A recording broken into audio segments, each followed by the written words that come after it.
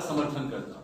आप बोलते हैं कि हमारी विचारधारा की लड़ाई, चिराग पासवान रामविलास पासवान जी की विचारधारा के साथ खिलवाड़ है। वो जो दलितों, वंचितों, शोषितों, अल्पसंख्यकों, समाज के गरीब वर्ग के लोगों के लिए जो हमारे नेता लड़ाई लड़ते थे, चिराग पासवान उसके खिलाफ जा रहा है, इसलिए मैं इसका विरोध करता हूं। मैं भी उनके समर्थन में जाके खड़ा हूं अगर ये विचारधारा की लड़ाई होती। पर आप सब जानते हैं, मुझे टोकिएगा ना अगर मैं दोबारा गलत बोल रहा हूँ, क्या ये विचारधारा की लड़ाई थी? ये सिर्फ व्यक्तिगत स्वार्थ की लड़ाई थी, सिर्फ उनको मंत्री बनना था, उस बात की लड़ाई थी। मुझे आक्रोश इस बात पर है कि उन्होंने अपने व्यक्तिगत स्वार्थ के लिए हमारे नेता के विचारधारा के साथ उन्होंने समझौता किया। आज वो एक ऐसे व्यक्ति की गोद में जाकर बैठे हैं जिन्होंने हमारे नेता की बरकी पर आकर उनको श्रद्धांजलि तक देना जरूरी नहीं समझा। भाई कौन नहीं जानता नीतीश कुमार जी को? कौन नहीं जानता कि उन्होंने हमारे नेता को अपमानित करने के लिए, उनकी राजनीतिक हैसियत को मिटाने के लिए उन्होंने क्या क्या हथकंडे नहीं अपनाए। आज पहली बार उन्होंने हमारी पार्टी को तोड़ा क्या? 2005 में दोनों विधानसभा के चुनाव में नीतीश कुमार जी ने हमारी पार्टी को तोड़ने का काम किया, हमारे राज्यसभा सांसद को उन्होंने तोड़ने का काम किया, हमारे एमएलसीज को उन्होंने तोड़ने का काम किया, और तो और हमारे नेता की राजनीतिक हैसियत को मिटाने के लिए दलित महादलित समुदाय का उन्होंने गठन करने का काम किया। और आप ऐसे व्यक्ति की गोद में जाकर बैठ गए, कैसे आप खुद को, अपने परिवार को, अपने समाज के लोगों का आप सामना करेंगे? क्या आप एक ऐसे व्यक्ति का समर्थन कर रहे हैं जो हमारे नेता के सम्मान में उनको श्रद्धांजलि देने के लिए दो श्रद्धा के सुमन तक अर्पित करना जरूरी नहीं समझते? और आज आप उनके कोटे से जाकर आप मंत्री बने हुए हैं, जो हमारे नेता को उनकी पुण्यतिथि पर याद तक करना जरूरी नहीं समझते। हमारे नेता जब इतने समय तक अस्पताल पे थे, नीतीश कुमार जी ने एक बार फोन करना जरूरी नहीं समझा। आप तमाम पत्रकार साथी इस बात के साक्षी हैं, जब आप ही लोगों ने जब उनसे सवाल पूछा था कि उनकी तबीयत अस्वस्थ है, तो उन्होंने मुस्कुरा के क्या जवाब दिया था? अच्छा, हमें तो मालूम ही नहीं है। एनडीए की उस प्रेस वार्ता में उन्होंने किस तरीके से अहंकार दिखाते हुए उन्होंने कहा था कि जाइए जाकर पूछिए रामविलास पासवान जी से कि क्या वो अपने दो विधायकों के समर्थन से राज्यसभा चले गए हैं क्या? ये अहंकार वो हमारे नेता को तब दिखा रहे थे जब हमारे नेता वेंटिलेटर पे थे। एक ऐसा व्यक्ति जिन्होंने मानवता की सारी सीमाएं लांघ दी। भाई इंसानियत होती है, जब कोई इंसान, किसी का निधन हो जाता है, उसके बाद दुश्मनों के यहाँ भी लोग जाते हैं अपनी श्रद्धांजलि देने। जब तक ये शरीर होता है तभी तक आपका व्यक्तिगत द्वेष होता है, जब ये शरीर जब नश्वर हो जाता है, समाप्त हो जाता है, उसके बाद तमाम विरोधी भावनाएं समाप्त हो जाती है। पर मुख्यमंत्री नीतीश कुमार जी ने उसके बाद भी उनसे द्वेष रखा, आज तक रखते हैं। बरकी पर पटना में रहते हुए आना उन्होंने जरूरी नहीं समझा, श्रद्धांजलि तक देना जरूरी नहीं समझा। और व्यंग के तौर पर वो जो 1.5 लाइन का उनका आया था, जहां एक तरफ हमारे देश के प्रधानमंत्री नरेंद्र मोदी जी 1.5 पन्नों का उनके बारे में मात्र 1.5 लाइन की एक औपचारिकता पूरी करने के लिए उन्होंने प्रेस में एक रिलीज भेजी। और ऐसे व्यक्ति के साथ जाकर आप उनके कोटे से आप मंत्री बने हुए हैं, तो किस विचारधारा की लड़ाई थी भैया? आपने सिर्फ अपने व्यक्तिगत स्वार्थ को साधने के लिए उत्तराधिकारी, भाई कौन बोल रहा है कि मैं उत्तराधिकारी हूं? जनता तय करेगी ना कि कौन उत्तराधिकारी है। ये कोई सीईओ या कंपनी तो नहीं चल रही ना, कोई कंपनी के चेयरमैन नहीं है कि भाई अपना उत्तराधिकारी कोई बोलेगा। अगर उत्तराधिकारी किसी के कहने से ही अगर घोषित हो जाता, तो जितने पूर्व में प्रधानमंत्री राष्ट्रपति रहे, उनके बेटे बेटी आज की तारीख में कहीं ना कहीं किसी बड़े पद पर होते। पर इतिहास गवाह है कि अगली पीढ़ी, कई लोग हैं जो कि अगली पीढ़ी का नाम तक नहीं जानते। क्यों? क्योंकि उनके वो सही मायनों में कोई उत्तराधिकारी था ही नहीं।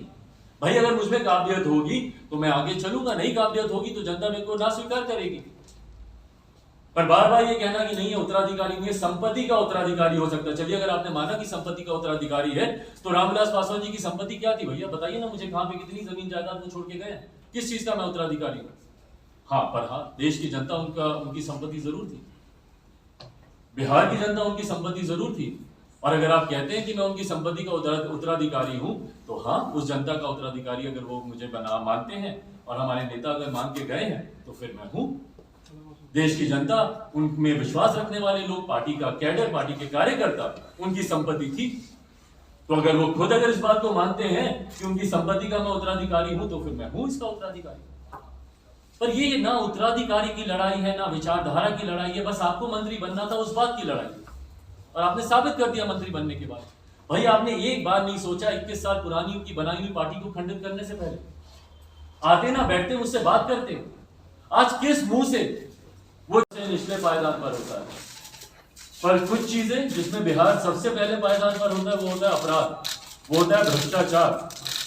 भ्रष्टाचार में हाल फिलहाल के दिनों में जिस तरीके से 7 निश्चय को लेकर कुछ खुलासे सामने आए, और इसी बात को हम लोग बार बार बोलते थे ना भैया जो विधानसभा के चुनाव थे मैं बार बार इन्हीं मुद्दों को उठाता था और आगामी चुनाव में भी इन्हीं मुद्दों को ही मैं उठाऊंगा। उस वक्त भी मैंने डंके की चोट पे ये कहा था कि 7 निश्चय बिहार के इतिहास में जब इसकी जांच होगी तो बिहार के इतिहास की सबसे बड़ी भ्रष्टाचार की योजना के तौर पर ये सामने आएगा। और हाल फिलहाल के दिनों में आप लोग देखेंगे गाहे बगाहे जो जानकारी सामने आती है वो मेरी इन तमाम बातों को पुख्ता करती है।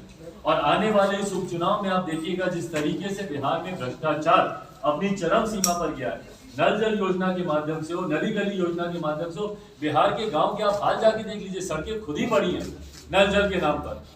और होता क्या भैया, जो पाइप लगाया जाता है वो 2 दिन के बाद वो फट जाता है, जो टैंकी लगाई जाती है वो फट जाती है।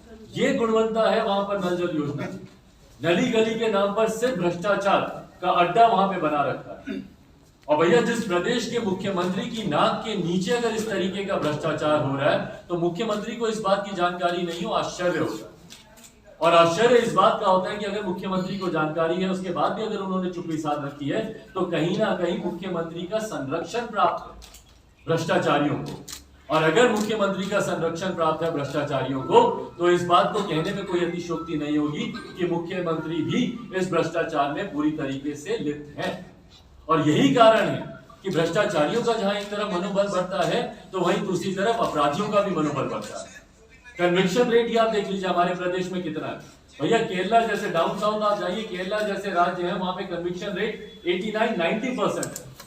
बिहार जैसे राज्य में कन्विक्शन रेट मात्र 7% है। मतलब अगर 100 अपराध हुए तो मुश्किल से 7 लोगों को उसमें सजा मिलेगी। यही कारण है कि बिहार में अपराध थमने का नाम नहीं ले रहा। आए दिन हत्या, लूटमार, डकैती, अपहरण की घटनाएं सुनने को मिलती है। और अफसोस तब होता है कि ऐसी किसी भी घटना पर मुख्यमंत्री नीतीश कुमार जो हमारे प्रदेश के मुखिया हैं एक बार जाकर परिवार के लोगों से मिलना तक जरूरी नहीं समझते। आप मुझे कोई एक विजुअल दिखा दीजिए हाल फिलहाल के वर्षों का जब मुख्यमंत्री नीतीश कुमार किसी परिवार के पास गए हो संवेदना अपनी प्रकट करने या उनको इस बात का। अगर आपको हमारा वीडियो पसंद आया हो तो इसे लाइक करें, सब्सक्राइब करें और साथ ही बेल आइकन दबाना ना भूलें।